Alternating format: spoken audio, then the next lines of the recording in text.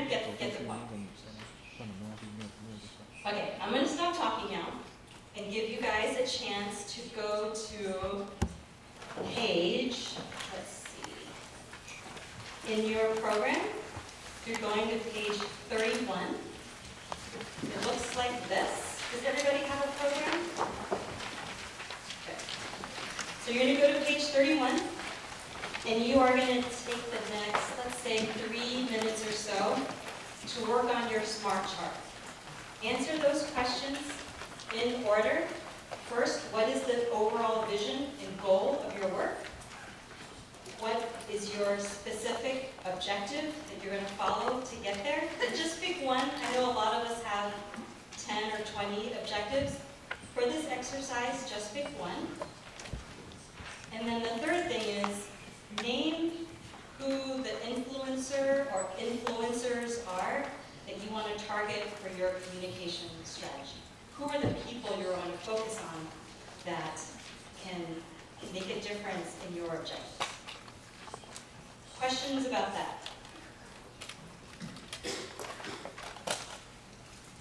All right, so take the next 3 minutes and we'll come back and we'll hear from somebody.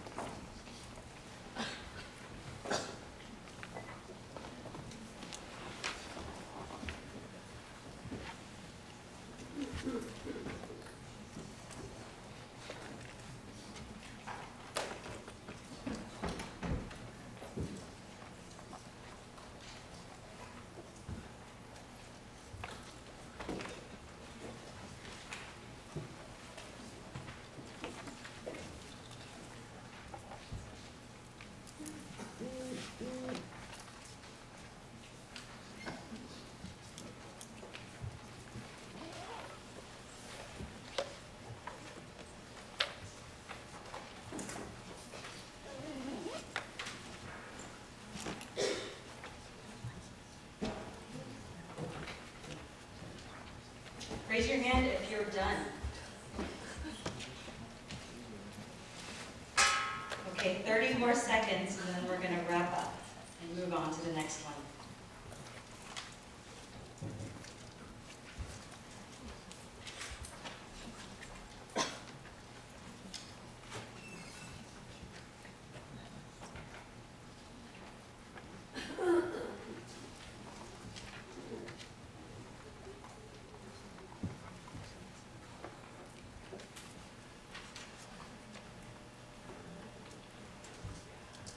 Okay, sorry to stop you, but this is just a draft.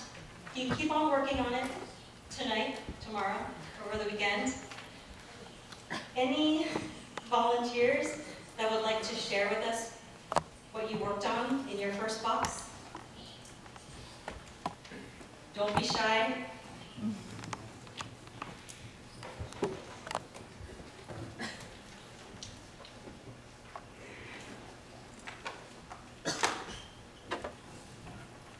I'm going to call on the people I remember that speak English, if nobody raises their hand.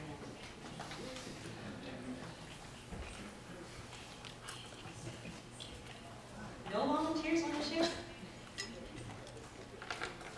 Everybody's looking down at their pages, not looking up. Come on, one volunteer. There's prizes. There's prizes for those who volunteer. Yes, in the back. Stand up. What's your name? My name is Zen Lin. What's your name? Zen Lin. Zen Ding? Yeah. Thank you so much for volunteering. Tell us, what is your vision of your work? I hope I can change somebody to change the world with me. Changing the world for? With me. Ah, you want to change the world together with you. Someone to change the world with you. That's great. Now, that's a really big goal. What's the specific objective you've got to do that?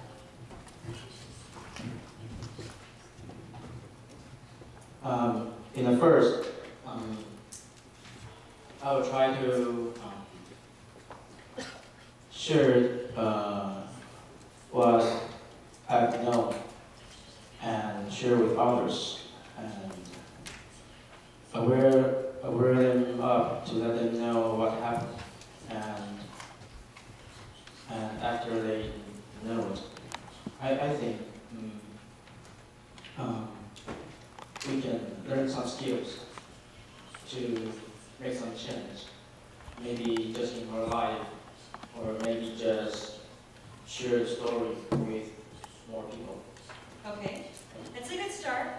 So you want to work on specific skills. What skills? So I'm trying to follow this format of something that's specific and measurable and time-bound. So when will you do this work?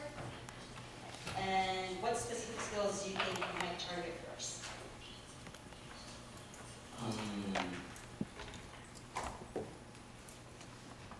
The first, now I'm doing the Formosan black bear conservation, Okay. and I share my story with others. And yesterday, there are some news about a bear died, and there are some issues about hunting. Hunting in Taiwan is banned, but lots of bears are still hurt. So I will make this news bigger and bigger, and let my friends know, and tell them their friends, and try to influence some people I can't really reach, but they will know it too. That's great. Thank you. Thank you so much for being with us. Ian has a prize for you. And so that's great. We heard a lot of specific things, right? Bear conservation. And you wanted to talk about the plight of what's happening. They're being overhunted. And you wanted to tell these stories to who? First to your friends. Maybe expand that circle a little bit more. So we've got some good things to work on there. That's great. Thank you for sharing. Anybody else want to share about what their overall vision and objectives are with the rest of us? It's an easy crowd.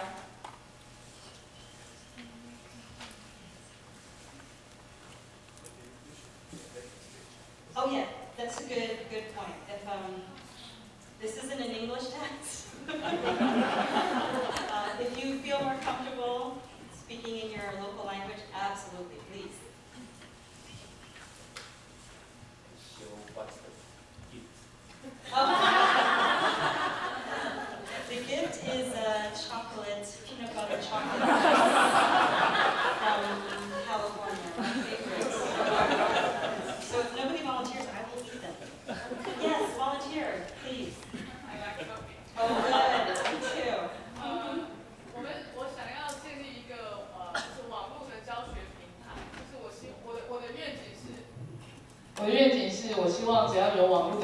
他都可以透过这个就是透过这个网络教学平台，他就可以得到他想要的关于海洋，或是关于对不起，我工作于中华鲸豚协会，或是关于鲸鱼海豚的一些，不管是保育的知识，或者是老师们需要得到教材，或是一般的民众想要，就是我们不是只从电视上，我们有另外一个平台可以了解。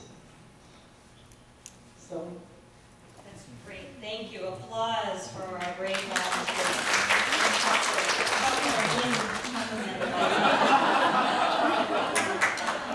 So that's wonderful. We're focusing on ocean conservation. Where is the ocean conservation happening here in Taiwan? Yes, there are lots of organizations. That's great. There's only few people to read our website, or we have the same friends to share our story, but we cannot to commute with the public because fewer people to care about like wild animals in the oceans. That's great. So you mentioned a specific audience, which was teachers, and I think that's wonderful. But you also said general public, so just be really careful when you think a little too broad, your messages might get a little too broad as well. But that's great, a great start to be focusing on teachers. Thank you. Okay, let's move on. Thank you to our two brave volunteers. Moving on to step 2 of your SMART chart. And that is creating context. Or trying, another way of saying that is doing an internal scan of your organization and doing an external scan of what is happening all around you when it comes to your issue. So the first one, an internal scan, you have to really think about your own organization. What staff and resources and tools do you have available to you when you do this communications work? Some of you stood up and said, there's some communications experts in the room, which is great. You might have communication novices, and that's okay too.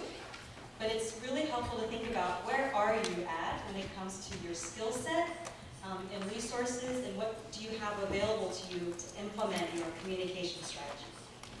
And I would say not to only think about your own organization, but also think about all the partner organizations that you work with, that you have access to. So that is the internal scan. Also, another part of creating context for your communications plan is doing an external scan, or what is happening in the entire environment around you when it comes to your issue. For example, when it comes to ocean conservation with teachers, what is the state of debate when it comes to ocean conservation? What are people already talking about? Are there any misperceptions you have to deal with, or barriers, or any problems you might have to anticipate? Those are all things that are included in taking this external scan of what's happening, so you get a picture, a better picture of where you might start your communications work. So let's go back to the example from our brave volunteer that's doing ocean conservation with teachers. How would you say this issue is being perceived now in your community with the teachers that you work with? Are teachers thinking that it's something that's really important? Is it new?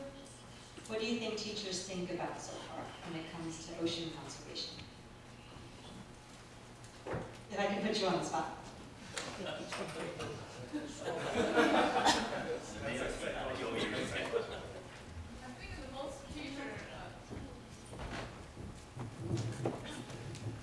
我用中文说好了，就是我觉得大部分的老师他们也许有兴趣，但是他们不熟悉，所以他们就是也许他们觉得海洋教育很重要，但大部分的老师现在可能比较熟悉是关于海洋废弃物，因为台湾现在有比较多相关的资讯。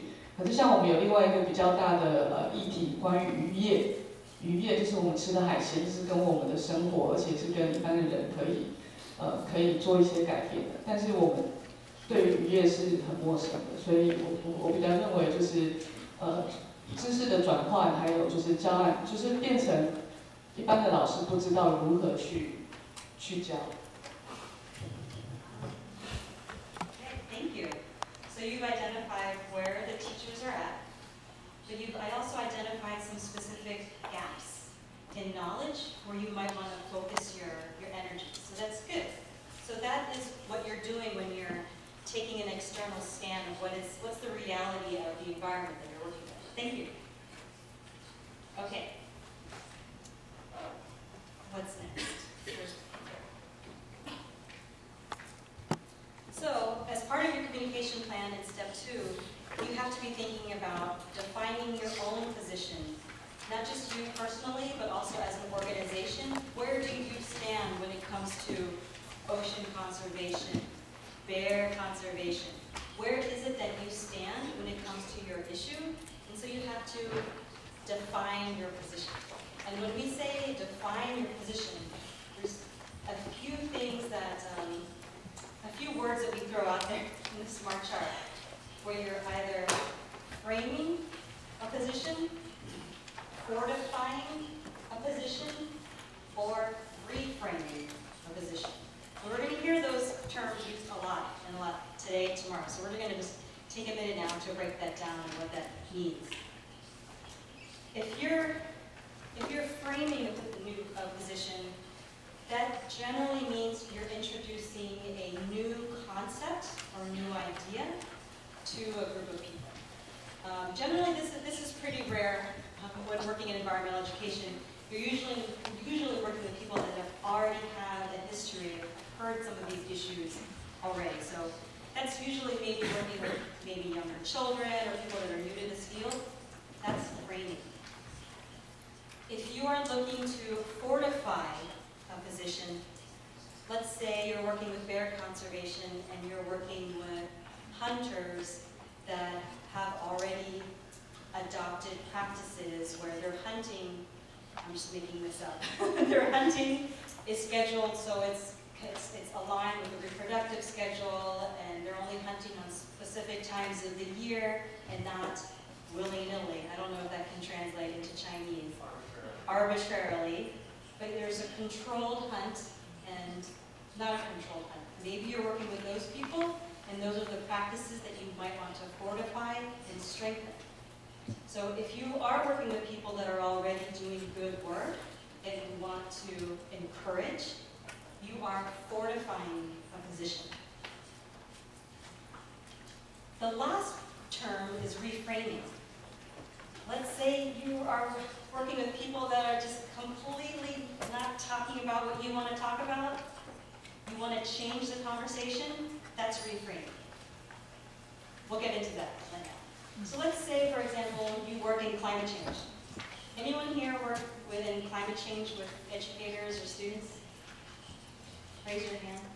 Only 2? 3? Climate change? I see some hands in the back. Okay. So this is a big issue in my country, climate change and messaging. So this is an example here where, let's say we're working with geography teachers. And our position might be, hey, you know, there's so many lessons to talk about climate change and geography. So that might be framing the climate change debate or the climate change issue as a geography lesson. And there's so many different ways to talk about geography and what's happening around the world when it comes to climate, working with teachers. So that's just one example of how you might frame that issue. Another example, let's say you're working with a family that does really good practices at home, where they're recycling, they're riding their bikes, they're using less, they don't use their air conditioner, and they're doing some really good practices that you want to show other families.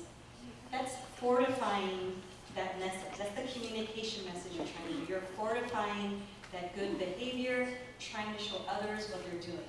So that would be an example of fortifying. This is from an American magazine. It said, global warming is a hoax. Does that issue ever come up here in Taiwan? Where people don't believe global warming is real? Less than 10%. Less than 10%? I think it's the same in the US, but that 10% is very loud. So let's say we're working with, if this is our situation, you might have to change the discussion. So it's not about, yes, it's real. No, it's not. Yes, it's real. No, it's not. But you're reframing your communication message, okay? Or you're changing the conversation. Another example that we see a lot is when we talk about climate change, it's all of the disasters and the droughts and the fires and the floods, and you get this feeling of despair and all the horrible things that can happen. Might not be the right message when you're working with some people, and you might want to think about reframing that message into more of a message of hope, depending on the audience that you're working with. The hope message might be more appropriate. Questions about reframing? Oh, yes.各位如果看到在印出来的这个讲义上面的第33页，各位去对应的话，因为我发现说这边的翻译，可能跟一般传播学这边翻译的不太一样。跟各位再提一下，刚讲这个 frame， 一般在传播领域里面是用框架来去翻译它的，所以那个框架 reframe 再框架。刚才Anne 这边提到，比方气候变迁，平常我们大概会使用。比方说用一个环境问题来加以框架，那再框架可能就把它框架成为另外一种议题，比方说健康议题。那这边特别有提到说再框架是另外一个新的对话。那当然可以说你用现在比方大家在荧幕上面看到的，用希望这种正面的方式来再框架，或是用比方大家一般讲的恐惧诉求来再框架。所以跟各位再提一下，因为看到这边组织这两个词。影响的方向有点不太一样。一般我们在传播学里面会用框架的形容 frame 这个词。Thank you very much. And I'm really interested to learn. This is an experiment in translating a tool that we used in North America, but very interested to learn how the terms get translated here. So thank you, Professor. Okay. So, context. This is where we're at in our SMART chart. Step 2. We talked a little bit about already in step 1, our vision, our objective, and our influencers, decision makers. In this step, we're thinking about doing an internal scan of the access that we have to resources, an external scan of what the environment is like around us, and trying to make a decision about how are we going, what kind of message are we taking? Do we have to fortify behavior, change the conversation, or is it a new topic for people? So that's where we're at now. We're going to take, how are we doing on time? We're going to take the next 3 minutes to work on section 2 in your SMART chart, where you'll think about answering the following questions. I would say feel free to work with a partner on this. I know this stuff is kind of complicated and can be tedious. But if you're here with someone from your organization or someone from the region, feel free to pair up and form teams if you want to work on this SMART chart together. And also, Pepe and Elisa and Ian and I will be walking around to help you if anybody needs help filling out their SMART chart. Questions before we move on to that section 2? All right, so just take the next 3 or 4 minutes or so, and we'll come back here.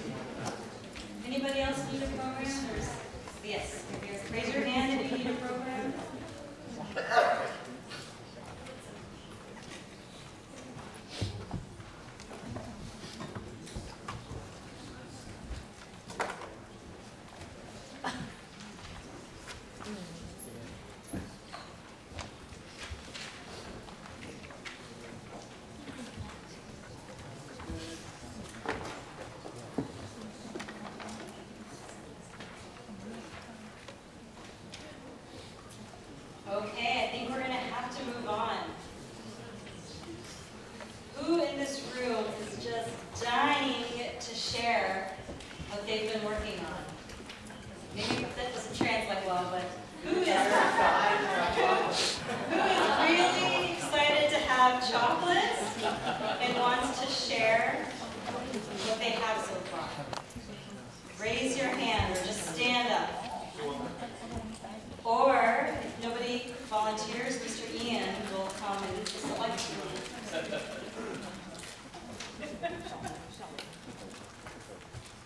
It's okay, this is draft. This is a safe place. Okay, our next volunteer, thank you. What's your name?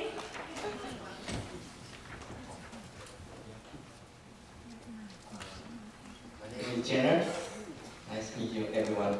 Thank you Okay, for volunteering. Yeah, I'm volunteering. You just put a cupcake in front of me.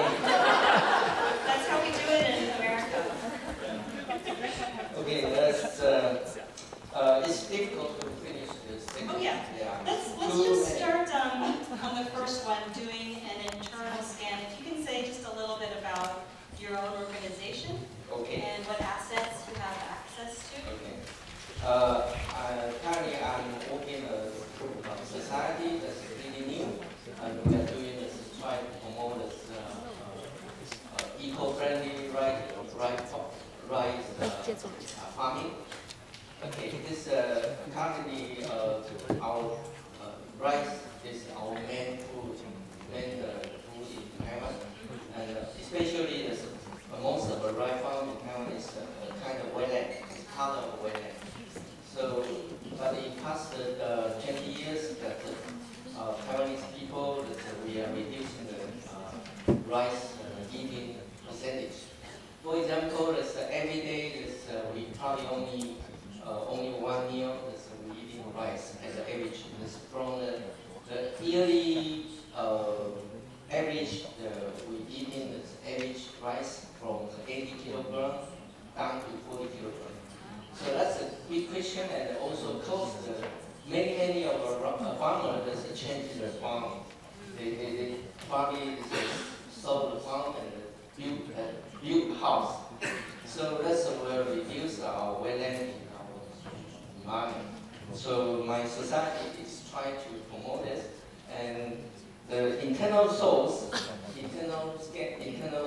have a member. We have a member from volunteer, we have a member from farmer, and also from factory. There's a rice factory, and we are trying to do is change the facility, change our kind of eating habit. Because every day we think about rice, always think about we need to cook and we need to prepare and we need a lot of dish. And after that, we can eat a meal. So we try to change this kind of structure and become very quickly and fast food. So we can have maybe 10 minutes, we can eat a meal. So this is something we have an internal resource we can do in our organization. So that's our asset. And challenge is the marketing message. The message is difficult to pass to more and more people to accept this kind of idea. We can at least we can have a chance to eat one more meal, rice meal, and we can keep our more rice farm. So that's Thank you. Yeah. Thank you very much for Thank sharing. you. I have to admit, since I've been here, I've been eating rice for breakfast, lunch, snack, dinner, snack. I love rice. But that's really interesting.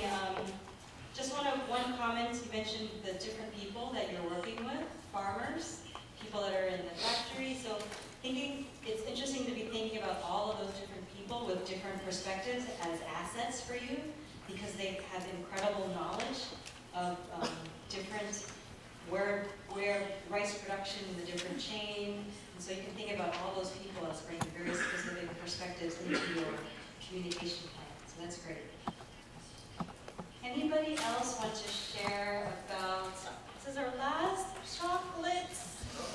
Last opportunity.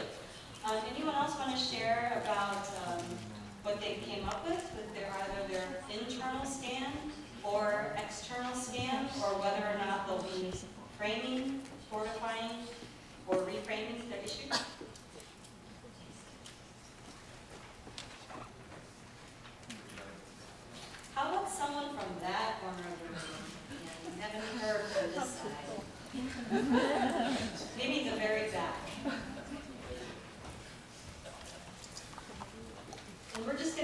on the external scan.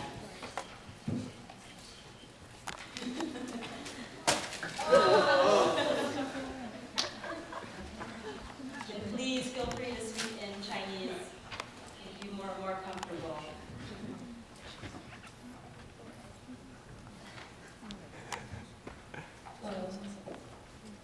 So first, say your name and let us know what your environmental issue is and your organization. 我是李双，然后因为我是一个学生，所以我不知道我有什么事情可以分享。Oh, there's a lot you can share.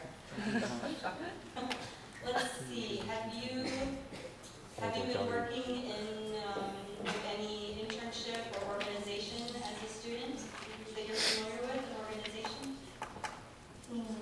都是一些打工的部分嘛，对，所以都是一些比较短暂的。Okay. Let's hear from that.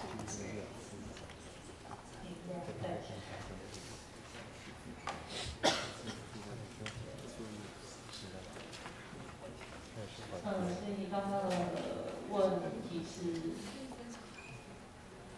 打工的经验嘛？我现在是在补习班教数学这样子，对。然后我就会接触一些国中的小孩子这样。然后那国中的小孩部分比较难搞的其实是家长啊，对。然后在教很多小孩子的过程中，那也会碰到很多的家长。但我觉得教学这件事情是一件很好的事情，但其中比较大的困难其实是跟补习班的同事的相处。因为像有些管理者会觉得，他们看的是钱，对，所以在我教学的时候，那我会碰到一些困难，是说，那我如何在管理者的思维跟我的想法之间要取得一个很好的平衡这样。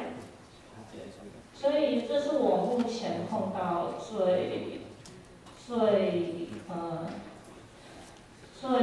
大的困难。Thank you so much for sharing. You're so humble. You say that you're just a student, but that's a really interesting experience to be working with high school students and parents and school administrators that all care about different things, right? So that's an interesting communications challenge. What do high school students care about? Pokemon Go? WeChat? What are high school students thinking about? The same things that the parents are thinking about? Are the parents thinking about the same things that the school administrators are thinking about? So when you think about your different audiences, you're going to really be careful to craft specific messages that speak to the values of all the different people that you are working with. So thank you so much for that example. It's really interesting. And our next piece is actually about audiences, so that is a perfect transition and segue to the next piece. Unless there was another person who wanted to volunteer. Okay. So moving on.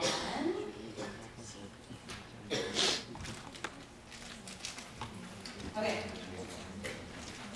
I learned this very important communications law from one of my communications idols, Kristen Grimm. And she's actually the person that developed this SMART chart that we're using today. And she told me that there are three, if you can throw the SMART chart out the window, as long as you remember these three main things. Number one, know your audience. You've got to know who it is that you're working with, whether that's teachers, students, parents, hunters, rice farmers, Who is it that you're working with? That's number one. Number two, know your audience is number two. Very, very important. Number three, can anyone guess what number three is?